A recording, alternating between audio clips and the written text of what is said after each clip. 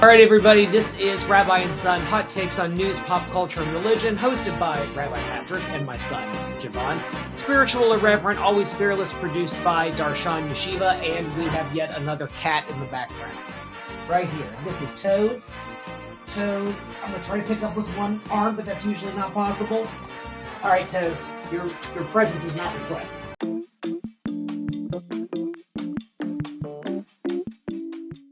So, Javon, how's it going, man? Fine. You have two modes, if you haven't discovered yet. His two modes are fine and terrible. So what makes today fine and not terrible? It's a regular day. Nothing has happened. So Nothing has happened. Well, we do have some things that have happened. So we have some comments that we want to read from TikTok and from all the other socials. So let's pull that up real quick. Thank you, everyone who's been following us. You can follow us all over podcast land. You can follow us on YouTube as well. Just find Rabbi and Son or Darshan Yeshiva. Both will pretty much get you there. So let's see what we got here. Okay, Javon. So this is from, now let me pull it up. Okay. I don't know how to pronounce this person on TikTok. GESHBDN. Here's what I had to say. You ready? Mm-hmm. He's black. Confetti. I mean, that's obvious. I did comment and, shocking, huh? So we got that one. So, yeah, I guess, I don't know whether to thank him or... I mean, what is that to thank? I mean, does, he uses the eyes? Yeah, I don't know. Jessica Woodruff says, cats for the win. She was impressed that about the fact that you remembered the cats in the adoption book. That was the one thing that you remember. Oh, yeah. Because they were just, I don't know. I think it was the name Toes. Yeah. That stuck out. Toes came and interrupted us. So, well, thank you, Jessica. Thank you for following us. Much appreciated. So the video about yarmulkes and blessings got something like 2,000 views. I think that's our biggest one. So the Kraken 528 says, I had a weird dream today, Rabbi. The ones that look 3D, the people seem to be real or known to you. I dreamt I converted to Judaism, but before my family had to be located. I don't know. Don't know. Which, do you ever have these dreams that feel so real that they're in 3D? Yeah. I was about to say, that's why I'm every single night. This is something you and the Kraken 528 have in common. So what are your 3D dreams like? His are about converting to Judaism. How are yours? It goes from different topics. The last dream that I had, actually the house got broken into. The house got broken into? Yeah, the house got broken into and you got kidnapped. I got kidnapped? Yes. You've never told me about a dream where you thought I was being kidnapped. So yeah, because I didn't remember to bring it up, but I was going to tell you, but I don't remember. But yeah, it was you got kidnapped and then we were looking for you. It was the garage door was open. Okay. The car was gone. The doors were open and you were just gone. Did you ever find me? I think so, but I don't remember that part well. Because it was in 3 parts. It was in 3 parts? Yeah, because I woke up, fell asleep, woke up. It was like a TV show, actually. Okay. It was episodic. Yeah. Okay. Well, I mean, I'm here, so I guess that's... Yeah, I don't know. Yeah, I don't know. In response to the question about whether or not Jewish farmers can have pigs, these TikTok... Okay, people on TikTok, come up with names. These are just random letters glued together. RESLPSA. I don't know. This person says can't touch pig. Can't touch pig. Can't touch pig. That's not That's just their response to this comment about whether or not Jewish farmers can have pigs, since that was something that mattered to you. Well, as long as you don't eat them. There is a question about whether you can touch non-kosher animals too, among some people. That's a level of traditionalism that I've never thought to really sort of, look into too much. Well, if you're slaughtering meat, you wear protection anyway. Oh, okay. Therefore, I'm still right. I would one day love to be 19 again so that I can be right about everything. Exactly. if you believe you're right and you're confident in it, no one tends to question you. That's just life. Terrible, but That's how it goes. That should be the inspirational quote. You should just say that back at the end. No, I think I got something better. You got something better? Okay. Cassandra5516 on YouTube says, I'm so excited that you're back in the podcast world. I love all your older ones. Well, thank you, Cassandra. We appreciate you. Thank you for subscribing to the old ones, and thank you for subscribing to the new ones. That's pretty cool. And Cassandra, again, thank you, Cassandra, says, these are fantastic episodes, even though you have a topic guide, which we do. It's on the computer that I'm looking at right now. This is obviously a parent-child discussion, father teaching son and us, a natural discussion with a natural teacher. Javon seems like a nice young man. He is curious and thoughtful with his questions. Kudos to the rabbi and Rabbi Son, meaning mom and dad. Well, thank you, Cassandra. Yeah. If you don't ask questions, you'll never get answers. There you go. Yeah, so ask those questions. I get the comments. Comments are great. Ask questions. We will put them here in the show. We really love the opportunity to do stuff like that. All right, so now we'll move on to our next item. So, Javon, you and I like to talk about sort of pop cultural YouTube trends. And this is a trend that I've been looking into a little bit. These are Theobros. Are you familiar with this concept of Theobros? Not at all. Okay, so I'm not going to name names because I don't want to say anything offensive about anybody. That's Lashon Hara. That's evil tongue gossip. But Theobros is this genre of dude that's basically about my age, maybe 5 years younger, some of them. And it doesn't exist in like the Jewish world that I know of yet.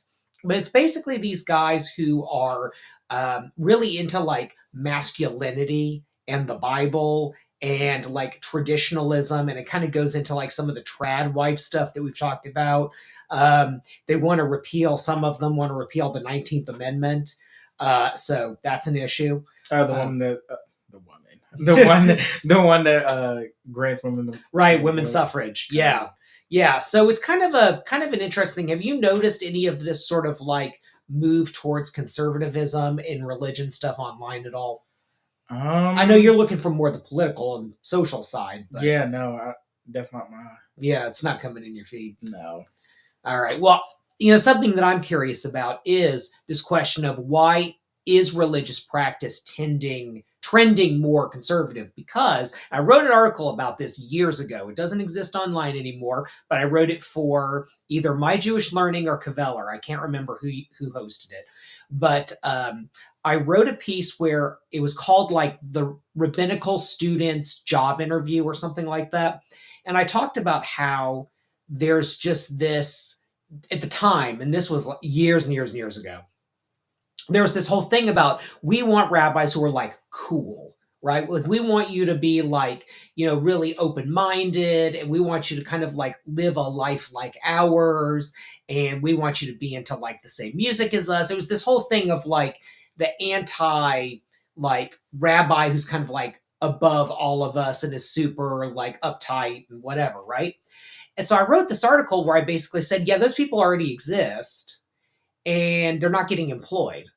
And it's not that they're not getting employed because everyone wants a very traditional rabbi. And I don't mean traditional like Orthodox or conservative, but I mean like this idea of like the stoic, aloof, person who stands on the bima, on the altar, and is, giving the sermons and then going off to their study. But like, there's this sort of lack of hiring of these sort of, stereotype them as cool rabbis. And it occurred to me that the reason why at the time was that asks something of people, right? If you can always say, well, I don't feel welcome, or I don't feel like the rabbi understands me enough, or, well, I'm looking for something that's more laid back, or whatever, it's a way of preventing yourself from ever having to participate, because then the community and the clergy are held to an impossible standard.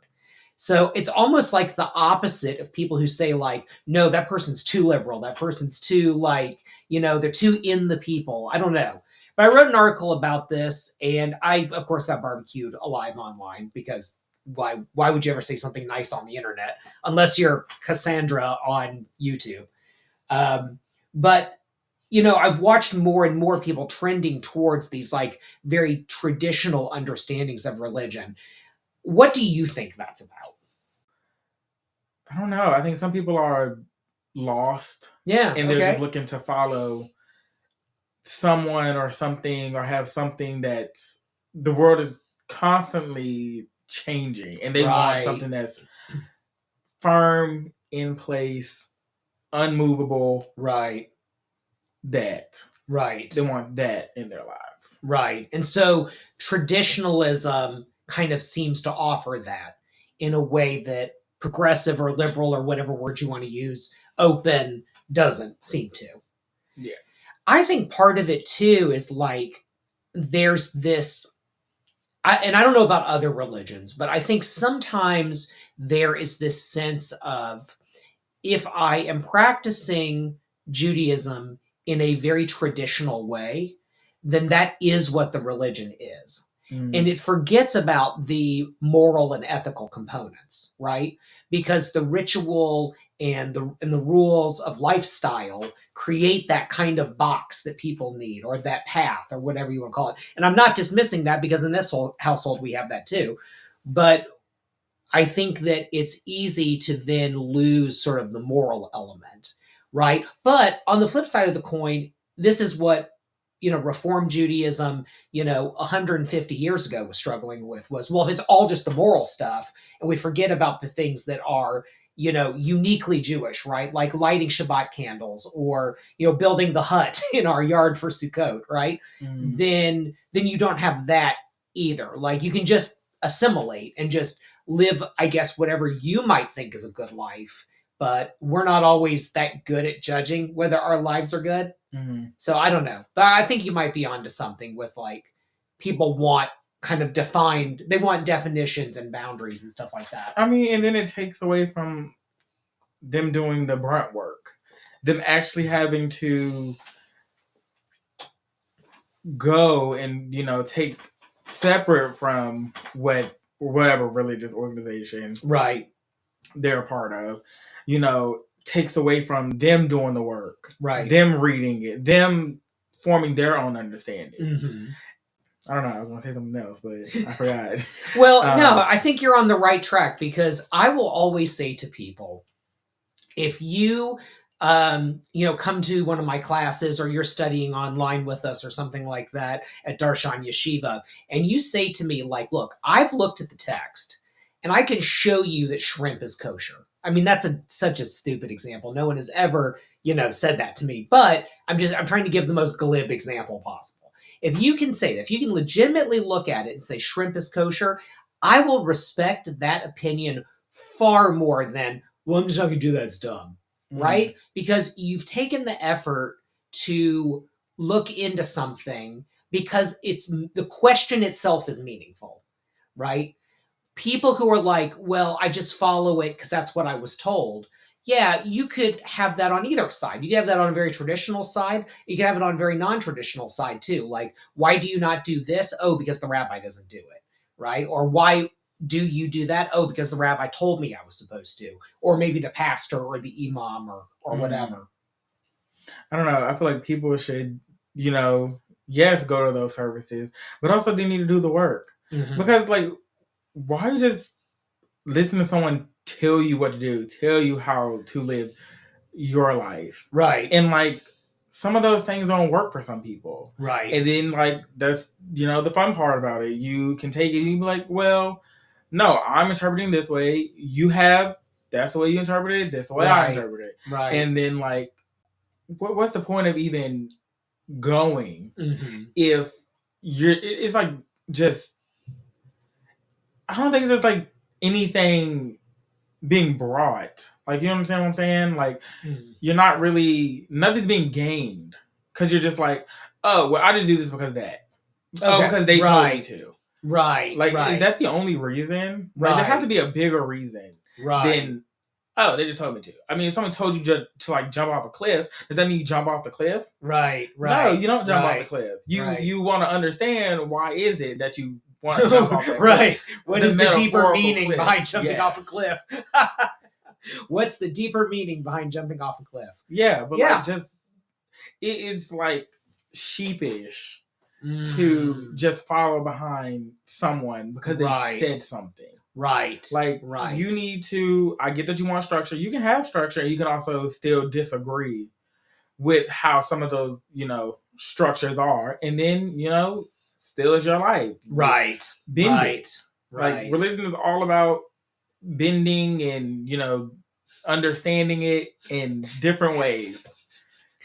What? I know the first thing I thought of when you said religion's about bending it, I'm like, yeah, bending my brain until it breaks. I mean, that's how you know, but that's how you know people are engaged. Right. If no one's ever questioning you, if no one's ever saying, hey, without a doubt, what about this thing? What about this thing? What about that thing? Right. Couldn't you do this? Couldn't you not do that? Right. Like, it keeps you engaged. Mm-hmm. And then it creates a, more engaged environment. Right. And keeps the whole congregation engaged. Right. That's absolutely true. Yeah. And one of the things I wish we would get is more questions to Darshan Yeshiva. You can go on the support line. You can ask questions.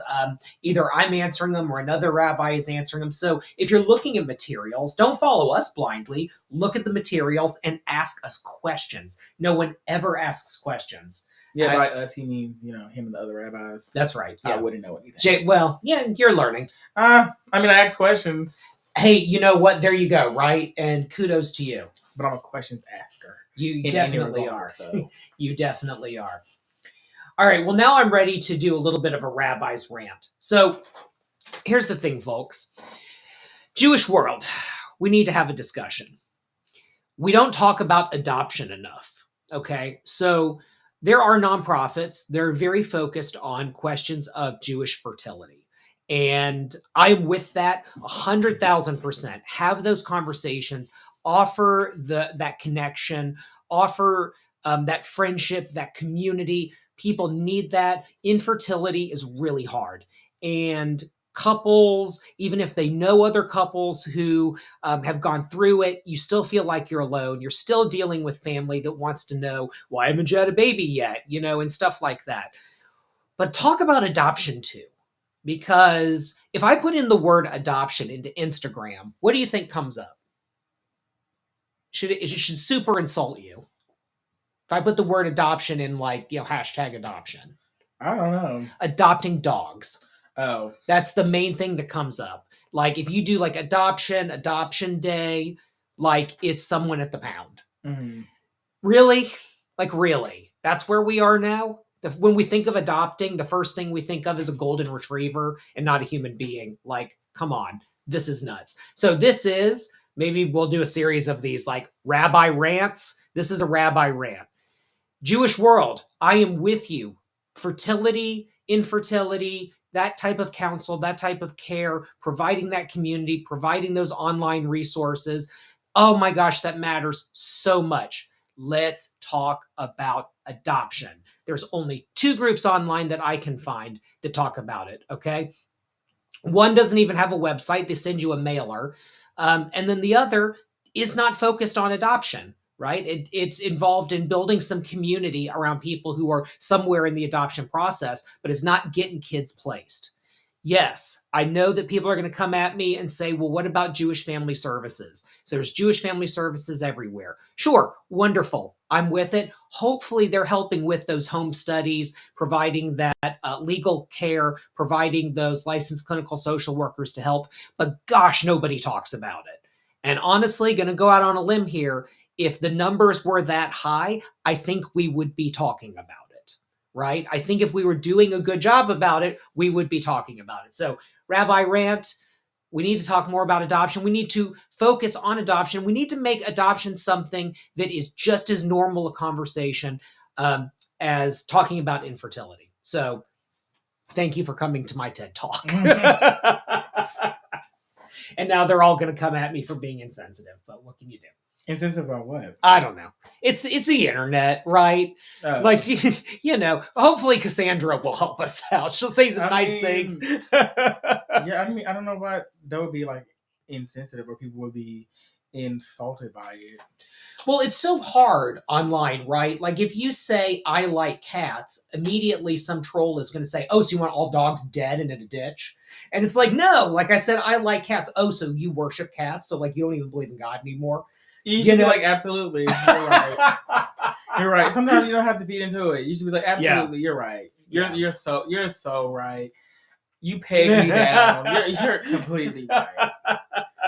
It's just, I don't know. People, the internet is interesting. Yeah, the internet is interesting, and the internet could talk more about adoption, Jewish adoption.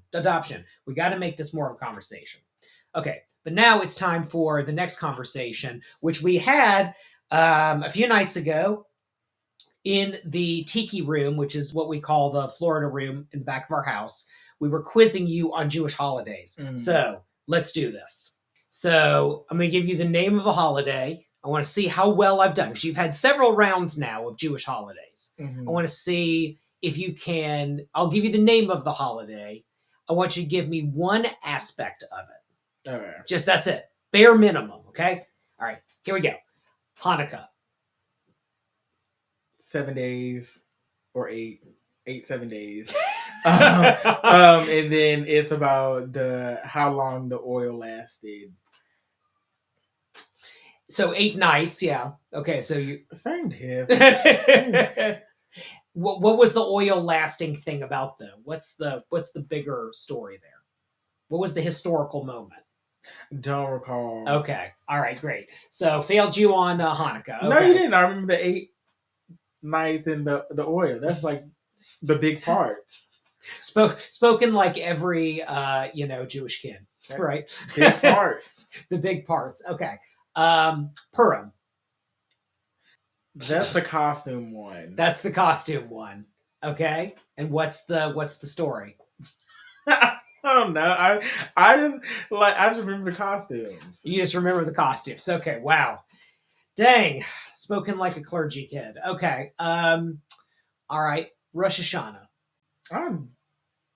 Is that the one with the apples and the honey? Yes. That's the apples and honey. What is it about? Oh God! I don't know. Wow, man! Some kind of Jewish educator I am. It's Jewish New Year. Okay, Yom Kippur. I thought that was the New Year. So it happens immediately after the New Year. Rosh Hashanah is literally the head of the year. It's the New Year. Oh, so immediately after that is Yom Kippur. Before the Hut holiday. Yeah, but you said all Jewish people don't do the thing I remember about it. Okay, well, what's the thing that you remember about the whole, like, write down what you said and, repent, basically. Well, so our custom of, like, writing it down, that's a unique thing. That's not a thing that everybody does. But, yeah, you're right. It's about your sins and atonement. Oh, okay. Yeah. So, okay, so we're getting there. Okay, I just gave it away, but Sukkot. Yeah, I know it's the Hut. It's the Hut, okay? And it's about... I don't know. Wow, okay, man. I just remember the big things. You just remember the big things, okay? Okay, got it. Pesach, Passover. Oh, that's the whole... You do, like, a little feast. You get the little plate that's filled with all the, objects. And then you, how the Jews left Egypt. Yeah. Yeah, there you go. And I remember that one. And you remember that one, okay? So slavery you can remember, but the other holidays, yeah. Yeah, slavery's like a big thing. There you go. Clock it. Slavery's like a big thing. Yeah. Okay, wonderful. That'll get us some interesting attention online. Okay, got it. Okay, cool. So now we'll go into the, like, obscure stuff. Tu B'Shvat.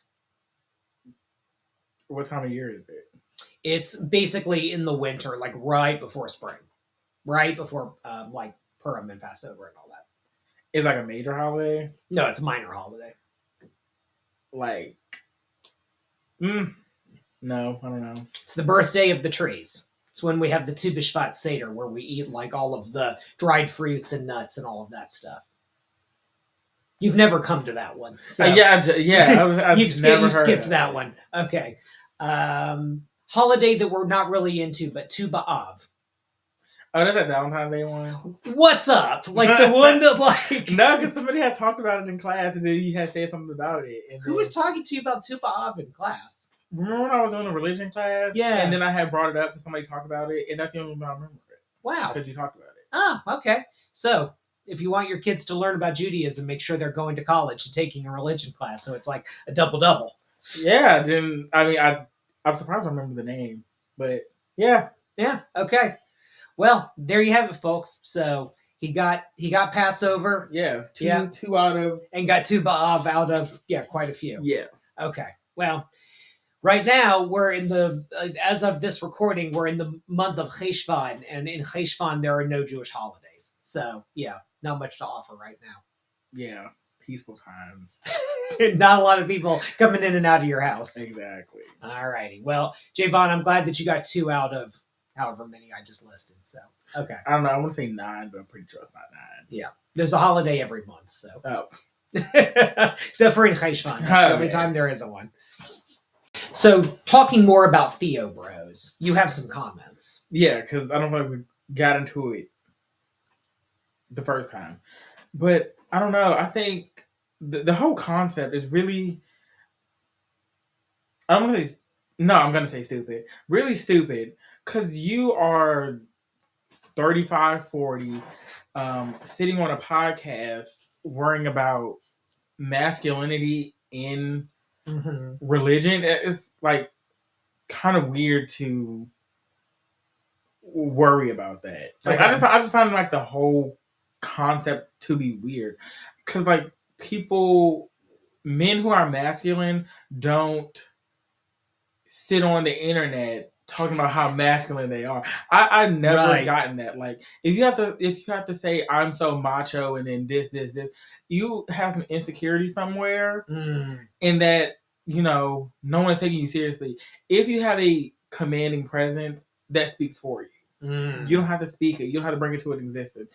And like as for the group of people that are pushing for the end of the 19th Amendment, or to push women back, I mean, why not hold yourself to those same standards that you want to hold women to? Like what? What kind of standards? For like Judaism. Like I know some Jewish people, they cover their hair. Like some women cover their hair. Yeah. Men should cover their hair. I'm talking cover. Oh, really? I'm talking hood. Really? I'm talking cover. Really? Yes. Like some Benedictine monk type stuff. Exactly. Like, for example, like your head covering. You got your Sherpa outfit because it's cold outside. Yes. I'm talking cover your hair. Do everything women do. Okay. Because why are you, if you're on the same plane and you're level, the ground is level, right? You're standing on your 2 feet, same thing. You're both practicing the religion. Why is it that women tend to fall under more scrutiny and must do things to seem better or holier? Like if women were actually holier and were seen in that role, then you wouldn't try to do those things that women are doing. If women are inherently like holier, then why do they have to cover their hair? Why can't they be seen? Like, isn't that the whole point? You see women who are following these values, and then you should be the one, as the man, to be like, oh, that's what women are doing. Like, oh, let me do that, and let me see if I'm closer to God. Interesting. And instead, it's just like, oh yeah, you don't show your hair and you don't do this, that, and the third, but I'm a man, so I'm gonna do not that and opposite. But somehow we're still equally on the same footing in this religious space. Yeah, I mean, this is the difference in terms of more traditional religion, where it looks at gender definition as being a much more concrete thing. Whereas and people will make this about like trans and all of that. And that's not what it is. It's just that when you look at traditional religion, the definitions and the boundaries of biological sexes are a lot more firm than as you get into more progressive religion, right? So this is things like, the ordination of women as rabbis and as teachers, the creation of the bat mitzvah, so the girls sort of coming of age, life cycle ceremony, having women read from the Torah, which was something why did that even have to be a conversation that young girls should be coming into that next stage in their life? Why is it that young boys already had that? Like, you're both making this transition into this different stage. Like, you shouldn't have to fight for basic things like that. I found that ridiculous. Yeah. Well, it's interesting how it's changed over time too, because it used to be back in the day that a bat mitzvah was like this very liberal thing, and like, oh wow, how wild and all of that. And then in more traditional circles, you started having something called an Eshet Chayil, which means woman of valor. It's one of the songs on Shabbat. You started having these like Eshet or Eshes Chayil ceremonies. And so it was sort of like, well, we can't have a girl on the bima to read from the Torah, but she could like stand in the women's side of the synagogue, and she can like read particular prayers. Why are there sides? Or read sections from the Bible. Why are there sides? If she's practicing the religion, why should she not be allowed to read from the Torah? That literally makes no sense. Yeah, I mean, in traditional Judaism, the idea was that the men read from the Torah. Men had a much more defined religious life in terms of ceremony that was outside of the home, whereas in the home, women were the ones running the religious show. So the women are responsible in traditional religion, not just Judaism, for managing the home and managing religious education in the home, whereas men tend to be more sort of public in terms of religious practice, being pastors, imams, rabbis, things like that. So that if you take all like conservative religion, and I don't mean like the conservative movement of Judaism, I just mean traditional religion worldwide, pretty much seems to be about women being the religious authorities in private space and men being religious authority in public space. That still doesn't make sense. Yeah. Because at the end of the day, you're doing the exact same thing. So what you want is an egalitarian system where everybody kind of is in, there's no like spheres of influence. It's all kind of one sphere that everybody is in. Yeah, because like, are you assuming like just because you're a man that someone's gonna listen to you? Like, I just find that weird in all instances. And then it's like, the women run the home. They teach the kids. I thought they're teaching the kids. Why can't they teach everyone else? Exactly. Teach the men. So it's like, you don't really value women when you're putting yourself here and you're putting them here. When they both need to be here, both practicing the same thing, both want to live the same lives and have these same values. It needs to be here, not one person gets to do such and such, and the other such and such. Equal. Yeah, I mean, this is the difference between progressive religion and traditional religion. Traditional religion would say, okay, we're all about sort of egalitarianism when it comes to career and all of these other things that aren't in the zone of the religion, right? It's making money and friends and all, just kind of life stuff, right? It's fully egalitarian there. But in this one particular zone, which is religious, we'll call it like ritual, I guess, that's where the mitzvahs are defined between men and women. I don't know about like in other religions how they think of it, but that's kind of the thing. But then going back to the thing about why is more traditional religion and these Theobros and all of that, why is that a thing? My question to you would be, have we had egalitarianism for so long now in liberal religion, which makes up more of what Jews practice, that now people are actually kind of rejecting that in some way? Like, basically, if you're going to rebel, you rebel against the thing that's normative. If the normative thing is liberal religion, then what you rebel against is that, and you become more traditional. So that's what I'm wondering. I don't know if that makes sense or not. No, it makes sense, but I wouldn't. You wouldn't do it yourself. No, because it's like, why want to, like, it's like, why want to put yourself in a box, like in such like a rigid place where you have no movement? There is no wiggle room. There is just plain in writing. And people need to take account, because I don't think religion should just be like this, like, how it was written is how it should be practiced. Right. Because things were written in a certain time where now certain things don't even make sense. Like, logically. Right. Makes sense. Right. Yeah. No, I don't know. I think people... I think people are thinking the world is changing so much when it's really not. I think the media over reports things that are really, really, really small, right, within the population of like millions and millions, of just hundreds of millions of people, Joes and Janes. Like, so when something's in the news often, do you think it's more common, right, than actually is when that's not the case, numbers wise? So I regret you are very good about like keeping copies of like different quotes that you find interesting.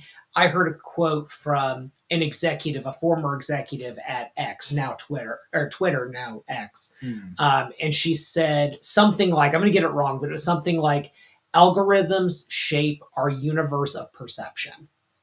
And so I think you're saying it, as she did, right? Of like, if you go online and you see things and you see images and media and whatever, and if those organizations are making a lot of money off of that, then yeah, you're going to think the world looks a certain way. And then it gives license for these like Theobro type guys to be like, oh, well, now I can make money off that. Yeah, right? It's like to speak to more of that crowd that's like thinking that thing, but they can't say it in public. But they're like, oh yeah, let me subscribe to the little Theobros. And it's like, honestly, like if you are taking time out to, I don't know, because I don't know about this topic that much. Right. But read the religion, you should take time to think as well. Right. Like, just because you read something doesn't mean you thought about it. Right. And in order for you to think about it, you need to have a conversation about it. In order for you to have a conversation about it, you need to have someone opposite of you in order to challenge that, in order to, why do I think the way I think? And if your mind changed or it doesn't, then you know why your mind changed or it didn't. Right. This is why in the yeshiva system, you have partnered learning. So you go to a yeshiva, you sit down, they give you volumes of Talmud like we have up there, and you just sit face to face. They even have these little stands where basically like both of the books are leaning against each other, and you just go through line by line and you argue it back and forth. And the idea is that learning by yourself can sometimes make you believe things that aren't true. And so you need to have that other person whose job it is to challenge you, and to help you to stay kind of on course a little bit. Yeah, because these people aren't challenged. They're in a bubble. Right. They're in the same place where people are in the comments saying, yeah, bro, I'd say the same thing. Like, yeah. And then it's just like, you're just in this chamber, this echo chamber, people just telling you, yeah, you're right, you're right, you're right. And then when you go outside and take that ideology outside, it's like people are like, what did you just say? Right. And then you're like, you feel like you're a weirdo and like people are going against you, when it's like, no, you're not a weirdo. It's just you've been not having a second, third perspective. Right. And then you just went with it because you were uncomfortable going into spaces where your ideas were challenged. Okay, interesting. Huh. Yeah. Theobros. What can you do? Yeah. Well, Javon, it's been a blast as always. Have you got a quote for us? I think I'm going to do off a quote I've been thinking about. Okay. And it pertains to relationships, like really in any regard. Okay. But I think you should be willing to burn a bridge while standing on it. I know. You should be willing to burn a bridge while standing on it. To burn a bridge while standing on it. And I know that's like a scary thing for some people, and to be like, wow, like my whole world is like feet off the ground sinking. And then it's like, sometimes you gotta just be like, hey, I have to do this for me. And it's clear at some point that we're not gonna agree, and we're not gonna be able to overcome this thing. And like sometimes you think, yeah, this person's not good for me. And I have to move on. So you have to burn that bridge, and the water at the bottom of the chasm. It may feel cold, it may feel isolating, but keep sailing.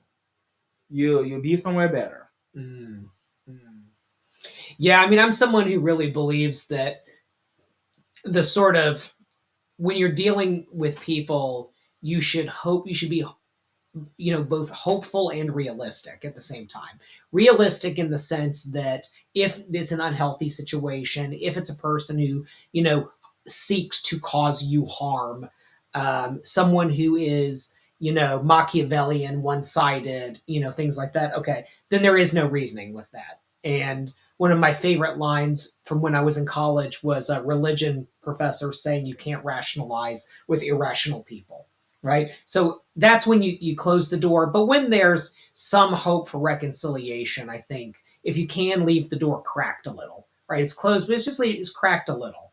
But then you're right. Like if it's a person who just wants to destroy everything and they, whatever, then yeah, unfortunately, I mean, you do have to permanently say, I can't do that. Yeah, and I know people will feel like, I don't want to do that.